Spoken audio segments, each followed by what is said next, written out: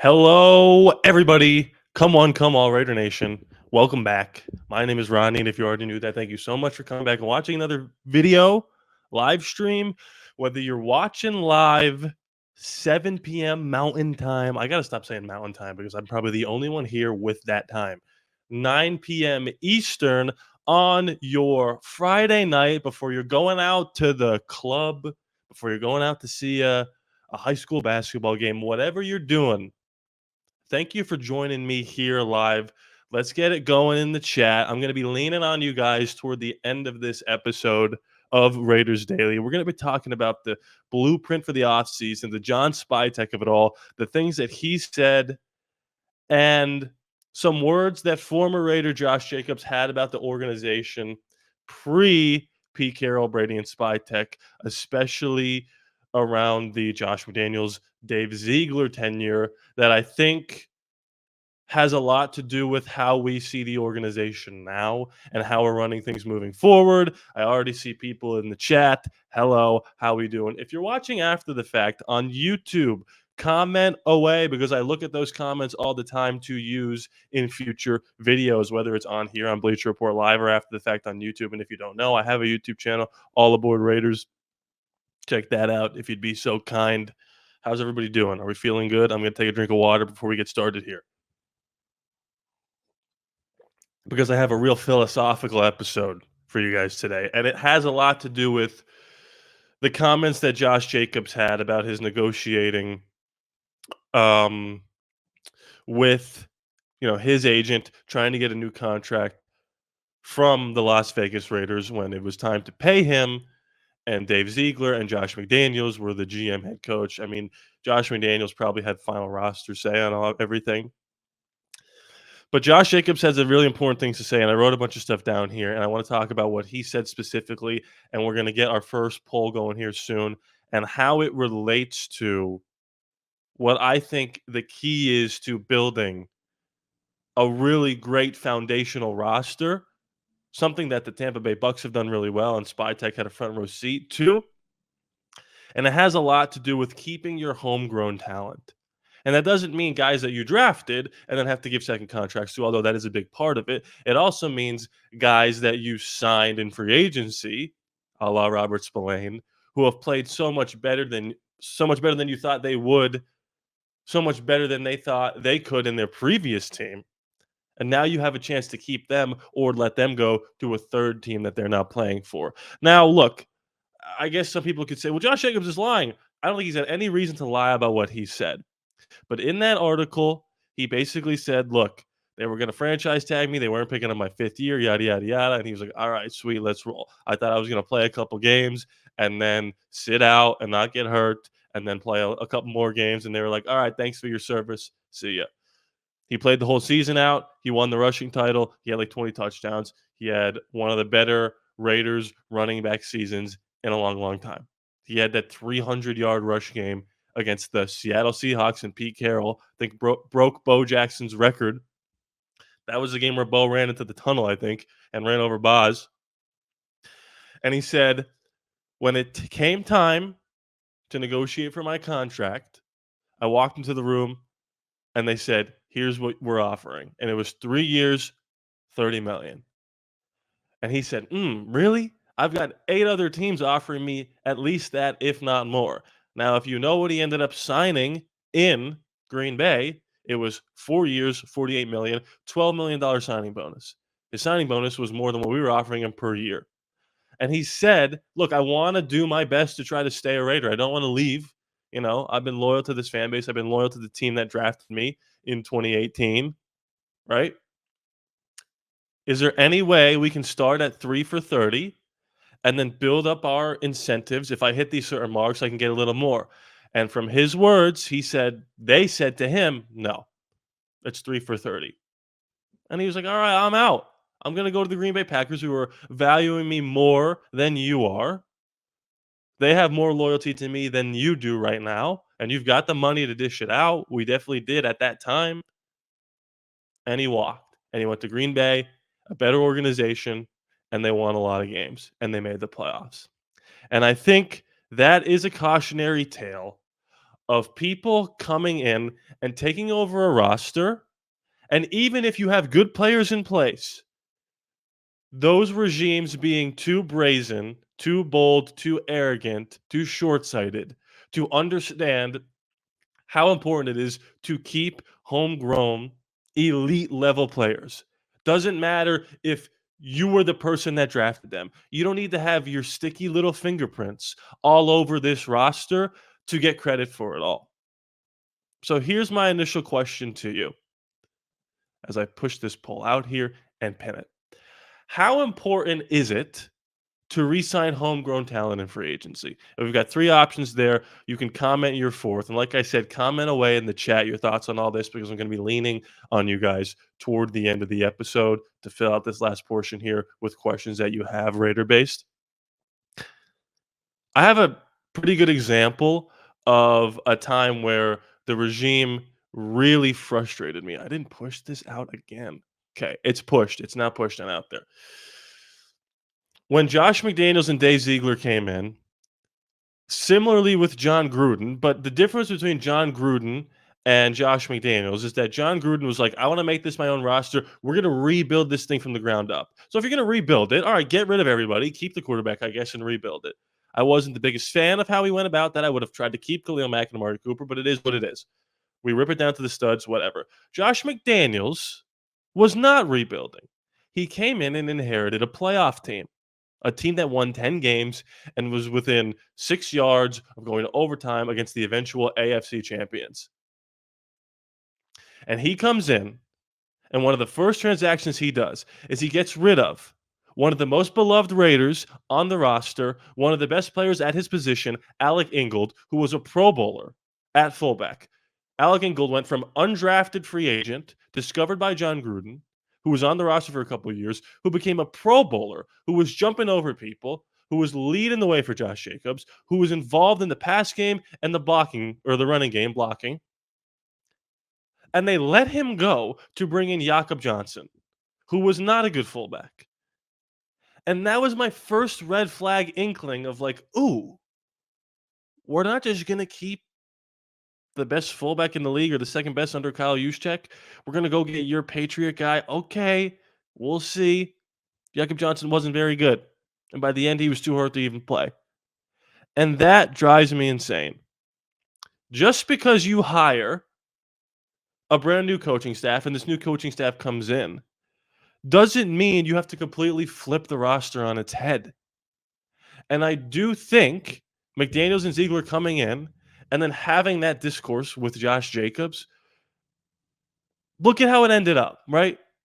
They couldn't even trade Derek Carr because they gave him a no trade clause, but they wanted to cut him so he wouldn't get hurt, so he wouldn't have to pay him the signing bonus. That just shows you how inept a front office can be. Fast forward to today with John Spytek and Pete Carroll. We are now here with those two guys and Tom Brady who have the chance to start to do things the correct way. Now, if you look, for example, at the Tampa Bay Buccaneers, they went out of their way to make sure that they retained their whole offensive line that they created for Tom Brady. They went out and got Baker Mayfield. They re-signed him after he proved that he was going to be the guy moving forward. They kept the receiving core. They drafted young players they were able to mold and develop. Homegrown talent. I think the crazy number was like 46 out of the 52 guys were undrafted free agents or draft picks from the Tampa Bay Bucks of the last few years, this past roster. They went from one of the oldest teams in the league to one of the youngest teams in the league while retaining all their homegrown veteran talent. That is how you start to build trust with the players in your organization. And if the players start to trust you within that organization, then you gain the fans' trust. Because as much as I want to sit here and say, oh, this feels different, and it does feel different. The way that Pete Carroll's handling himself in the press conferences, he's interviewing every coaching candidate possible. He's hiring some guys he knows, some guys he doesn't, some guys he's worked with, some guys that are referenced to him, like a Chip Kelly who we had in the building last year. It feels right. But we have trust issues. We have trust issues.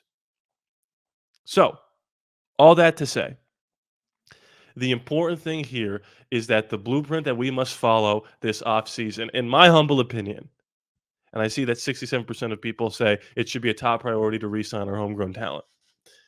You have a Robert Spillane of the world who was really good on the Steelers, but came to Las Vegas, took his game to another level under Patrick Graham. You've got Trayvon Merrick, excuse me, who was a draft pick of the Raiders in 2017, I believe, 2018. Second round draft pick who's played as about as well as a second round safety should play so far. There's other guys like Malcolm Koonce who can be debated whether or not we should bring him back in a big contract or a small contract, Nate Hobbs. There are guys out there, right? All that to say, Max Crosby needs an extension. They're going to get that done. I believe Trayvon Merrick and Robert Spillane are the biggest priorities for this defense. You know, and I've titled this live stream, this podcast, whatever you want to call it, Raiders' new GM, John Spytek, needs to put our money, our cap space, where his mouth is. Because he's come in and said it's about keeping the homegrown talent, keeping that foundation that's already in place. They've talked about it not being a rebuild. Okay, if it's not a rebuild and you're not going to get grossly outbid for these guys, look, if someone's going to pay Robert Spillane to be the highest paid linebacker in the history of the National Football League, you might not be able to re-sign him. However, if you can get him back for a reasonable deal or even a slightly expensive deal, that's a must. And John Spytek, you've said, we're going to bring back our guys. And I have no reason not to believe you. I don't want this to come off like hostile. I'm just saying, from a Raider fan, speaking on behalf of Raider Nation for Bleacher Report, we have a little bit of trust issues with people saying one thing and doing another. Now, you've already started off on the right track because you've retained Patrick Graham.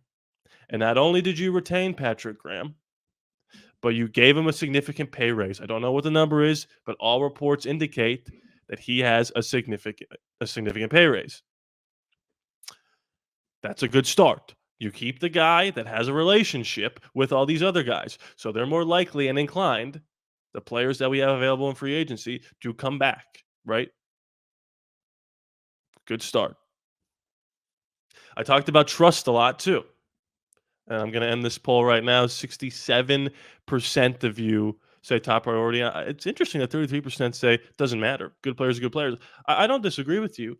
I just would prefer if I could have one or another. Would you rather have a roster next year that's just a bunch of new players and we all make the playoffs, or a roster where it's some new players but most of the guys that we retained, that we built, and we homegrown, and we made the playoffs? I'd pick the second one. But I totally understand your opinion. And by the way, if you've got any questions Raider-wise, throw them in the chat. I will be saving them because the last 10-ish minutes of the Fridays, I think I'm going to do this moving forward. I'm not positive yet. I haven't made my mind up. We'll see how it goes today. It's going to be up to you guys to discuss anything Raider-wise. For agency, draft, coaching, theory, speculation, any question that you have, Raider guys, that you want Raider-wise, Raider guys and gals, that you want me to answer, throw it in the chat. I'll save it, and I'll get to it at the end, unless I get to it right now. I talked about trust a lot. Building trust with the Raiders players will build trust with the Raiders fans. Obviously, you need to build trust with the Raiders fans. It doesn't mean that if you don't do that, they're going to stop watching, right? We've watched, one of the worst products of all time last year, of the last 2 decades. That was not good. Even the Derek Carr teams that won like 4 games, at least like we had a decent quarterback playing, right? We had something to watch. Building trust with your fans is important for one reason and one reason alone. Or not one reason alone, but for a very specific reason that we need to address.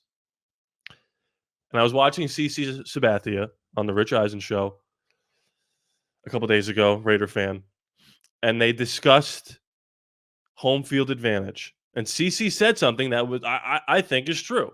He said, look, when you go to Raider games early in the season before the wheels fall off, it's like 70-30, 80-20 Raider fans. It's not infested with Broncos fans or Steeler fans or Chiefs fans or whatever, whoever we're playing, until later in the season when fans start selling their tickets because we're not going to make the playoffs, right? Why would you show up to watch us beat the Jacksonville Jaguars and Mac Jones, right?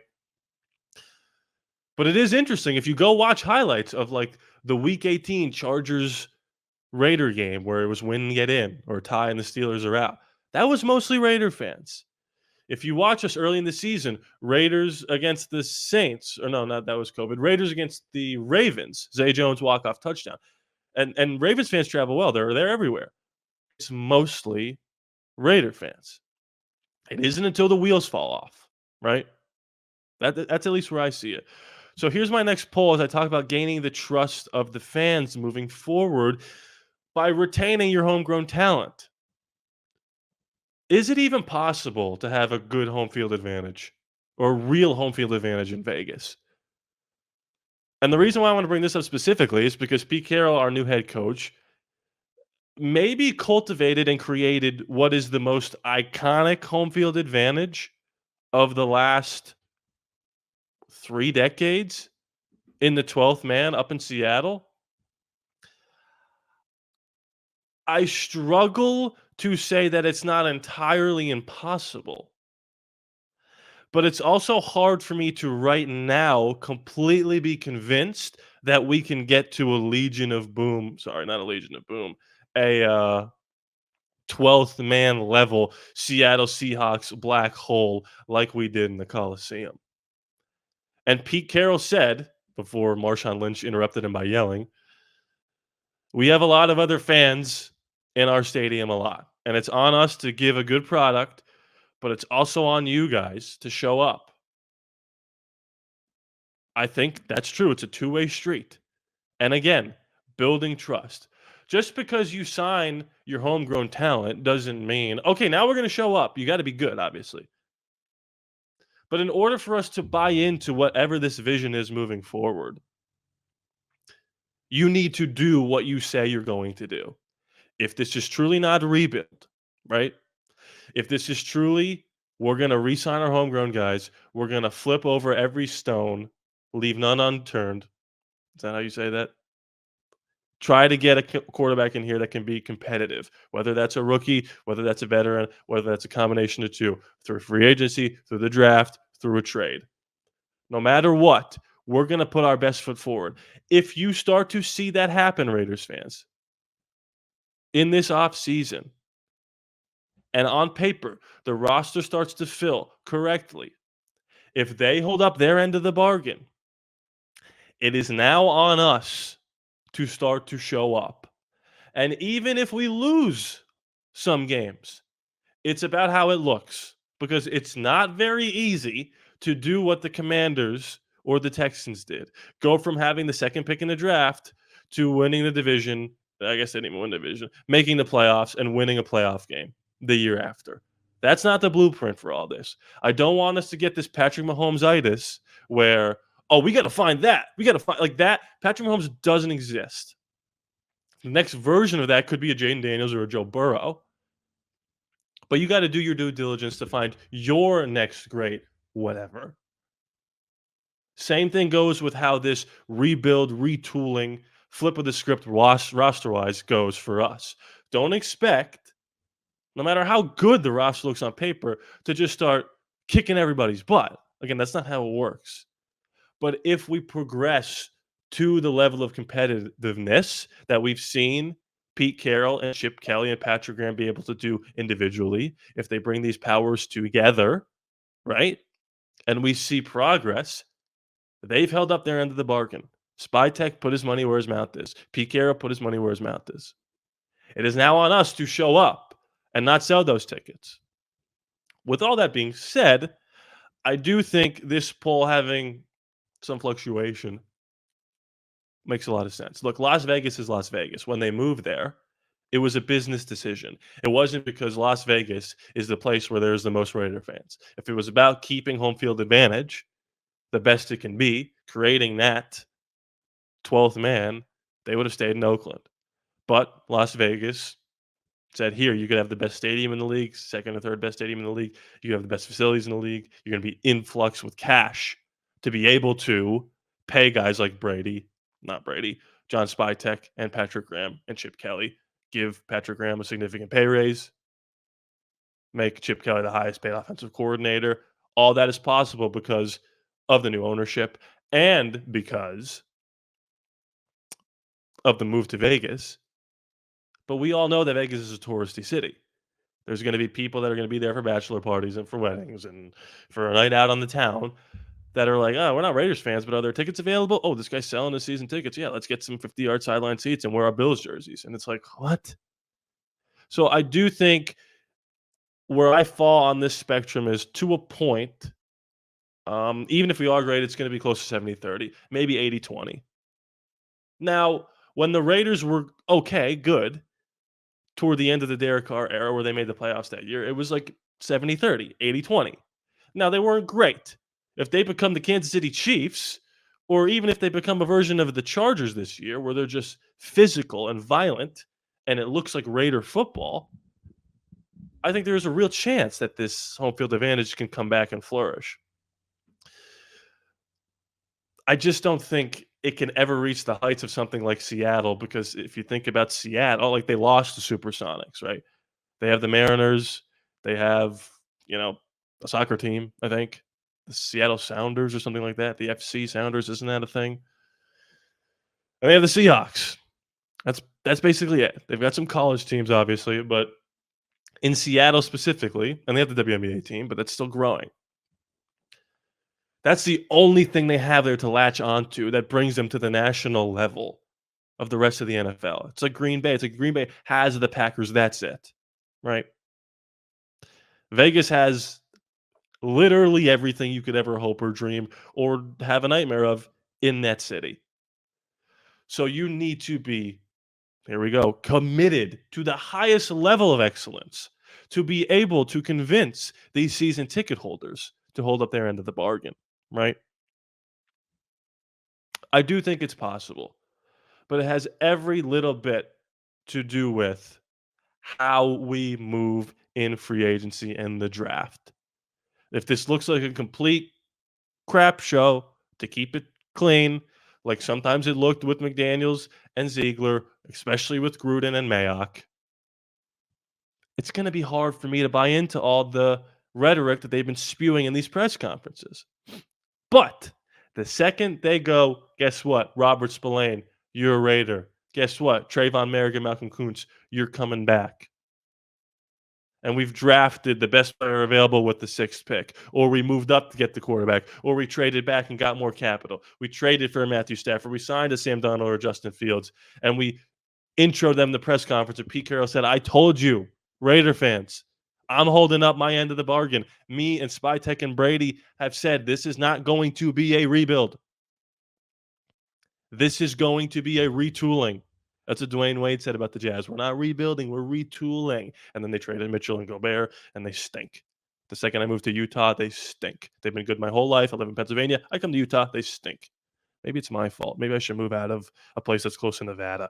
All that to say, Pete Carroll, John Spytek, Tom Brady, if you're watching, doubt you are. If you're watching, we promise, I'm going to make a vow from the nation. We promise to hold up our end of the bargain to show up to these games. In fact, I'll make a statement. If we keep some of this homegrown talent, I might even be there week 1 if we play at home. If not, I might be there for the home opener if the tickets aren't too expensive. Because again, we're out here grinding on the internet, trying to make a living, feed the family, family one, still family.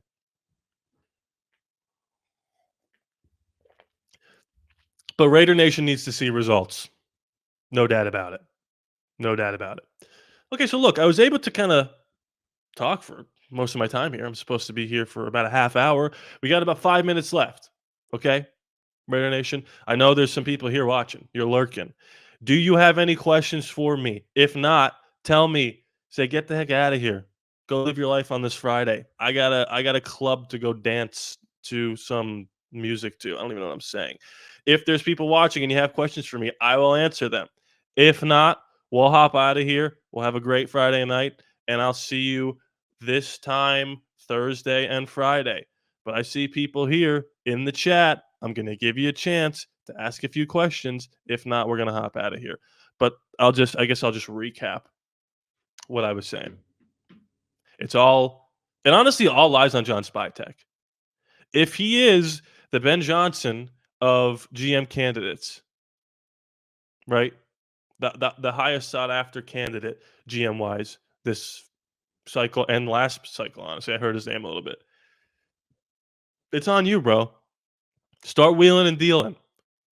Start already having these conversations to bring some people back. Okay, here we go. MG did it. Did he? We'll see. DK Metcalf to the Raiders, realistic? I'll tell you this. It's absolutely realistic. No doubt about it. I think Pete Carroll knows there's a gaping hole on this roster at number one wideout. Pete Carroll famously drafted DK Metcalf in the second round. When he met him, DK was shirtless. Pete Carroll said, I want to be shirtless, and took his shirt off. Hilarious. And we all overthought DK Metcalf except the Seahawks. We were like, he's 6'5", 240. He runs like Usain Bolt. He looks like a Greek god, but can he run the route tree? It's like, guys, this guy's like Zeus, like a Greek god. And we just let him fall to 42 in the draft to Seattle. I think it's an absolutely real possibility. The question that I have would be, what's the capital? Is it a second round pick? That feels crazy to get the position that he was drafted for. A second rounder. Now we have 2/3. Would you give up a third for DK? Would it be a third and a fifth? A third and a sixth? A third and Michael Mayer? I don't know what they plan to do with the second tight end position. But that's interesting. I do think it's realistic, and I wouldn't hate it. They would have to give him a new contract, and we've got the money to do so. He would be, I believe, less expensive than T. Higgins. T. Higgins wants $30 million plus per year. I don't disagree with you, T. It's a lot of money, but I don't disagree. If you told me, would you rather have DK Metcalf for 20 a year or T. Higgins for 30 a year?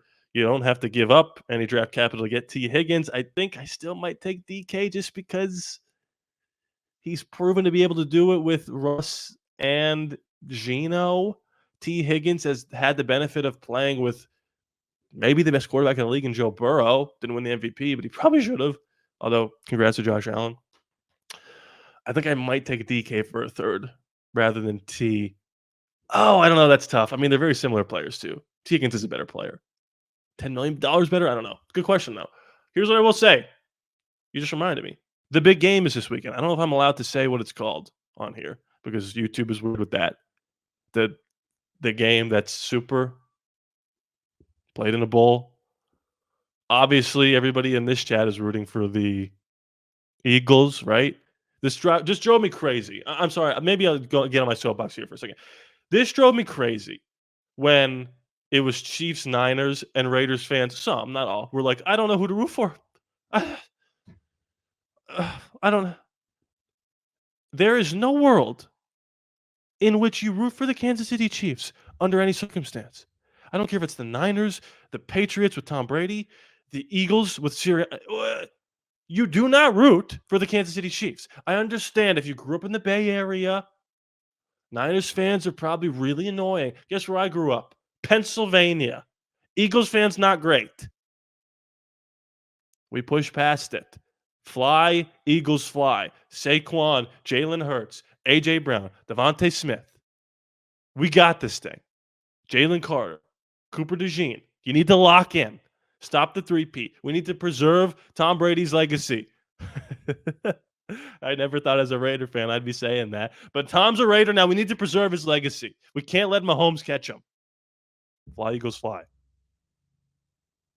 Party responsibly at the super game that is played in a bowl.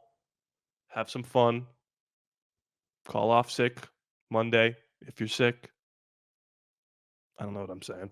Thank you so much for watching, whether you're watching this on Bleacher Report Live or after the fact on YouTube. Thank you so much. If you're watching after the fact on YouTube, hit that like button, comment away, and please be sure to subscribe. It is free after all charge to you. I love you guys, and I'll see you next time.